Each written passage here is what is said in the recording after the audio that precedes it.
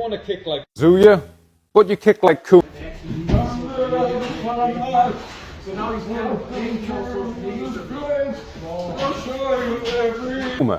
And I pretty much guarantee it's because of this reason. So, you want to step into your kick, you want to switch into your kick, generally. But the distance on that step, the distance on that switch is really important. You want to step into your kick, you feel like a bigger step is going to get you bigger power. But you're over here. Now, we're stretched out. This back leg is completely straight, and there's no drive off of this leg anymore. If I try and push this leg off the floor, I can't because it's completely straightened out. As well, my center of gravity is changed. My base of support is out here, outside of me. So as soon as this leg lifts off the floor, my body wants to go this way. As soon as this leg lifts off the floor, my body wants to go this way. But I want to send my weight forward into the kick.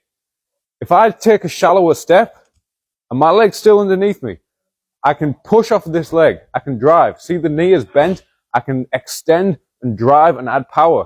As soon as my weight comes off this leg, my weight stays on this leg, so it's easier to move forward. My weight isn't falling back.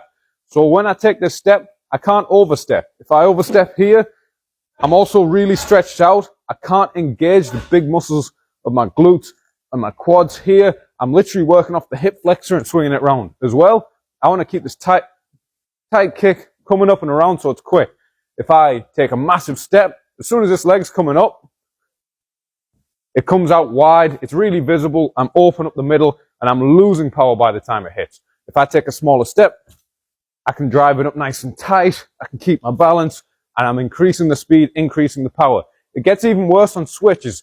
People overemphasize the switch, take a huge wide step, they're massively open down the middle, this leg swing round, and it takes all day, and they can't really drive off of this leg. They're just using these small muscles of the hip flexors, these small anterior muscles of the hip flexors and adductors, rather than being able to drive off the glutes, drive off the quad. When we switch, take a small switch, drop down slightly so we get these knees bent, and then you can power up. And see how I bring my feet a little bit closer together. Switch kick is almost like a wrong term, because if I switch, it's slow, and it's going to take ages, I'm going to lose power. So it's not a full switch, it's almost like a little skip.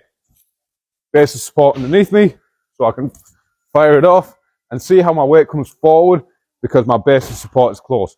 If I switch like this, as soon as this leg comes off the floor, my weight falls back.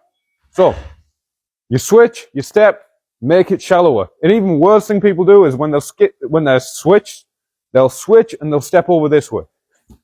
This is going to lose even more power and take even more flexibility that you probably don't have yet because I'm having to swing my leg all the way around. By the time it touches the target, it's lost its power. If we switch, do it on the spot, or take it slightly out so we can kick through the target.